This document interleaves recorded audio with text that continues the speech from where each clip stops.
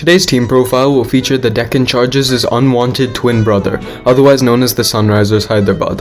Having come into the league in 2013, they have been amongst the league's most consistent franchises, with more trophies than RCB, Delhi, Punjab and Lucknow combined.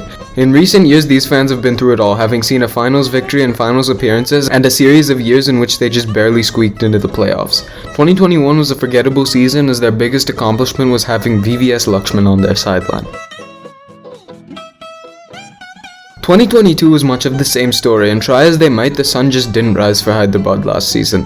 But while it was a campaign that saw them only finish in 8th place, there were many positive takeaways and odes to promise that this team has. The season started really well, with the team winning 5 out of their first 7 games in the league, but then it all came crashing down, as one of IPL 2022's best streaks was matched with IPL 2022's worst streak, as the Sunrisers Hyderabad collapsed to lose 6 out of their next 7, and finished lower than they should have on the points table. However, many of the players that failed to perform in 2021 came to form in the 2022 campaign. Natarajan hosted a nice comeback tour, becoming the destructive death bowler that he came to be known as when he first started out in 2020.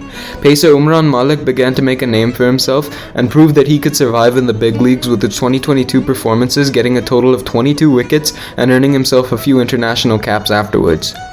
Aiden Markram was a trusted batsman in the upper middle order, repaying the faith that the team had shown in him despite a disappointing 2021 season.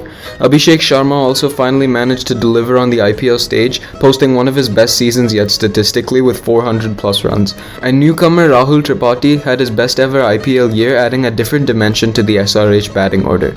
But the discovery of new talent and the performance of youngsters didn't mean that there weren't any gaping holes in the side. The lack of a solid spin option really hurt this team in the second half of the season.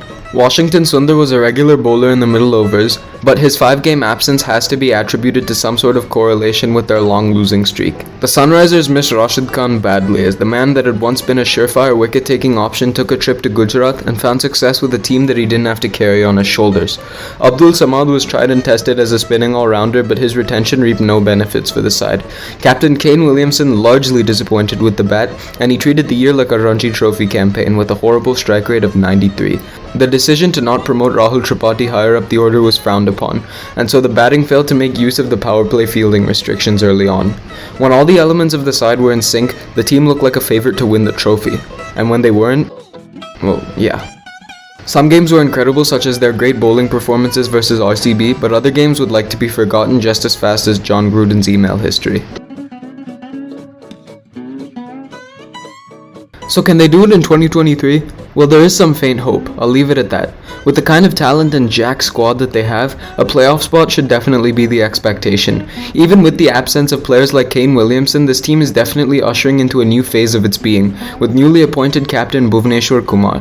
And while the team is loaded on talent for the 2023 season, the jury is still out as to whether or not they are a championship contender. But I can definitely say that if they rally around a strong core and can be as consistent as possible in the batting and bowling department, while also banking on their X factors to win tightly contested matches, they have a real chance to get close to the final. I just don't see them winning it all this year though.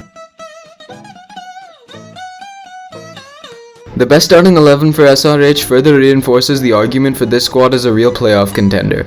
The opening pair will feature Abhishek Sharma in the 8.25 crore auction by Mayank Agarwal. Then at number 3 we have Rahul Tripathi, who shot to form in the system last year. Aiden Markram comes in at number 4 as a good hitter in the upper middle order and captain for the side this year.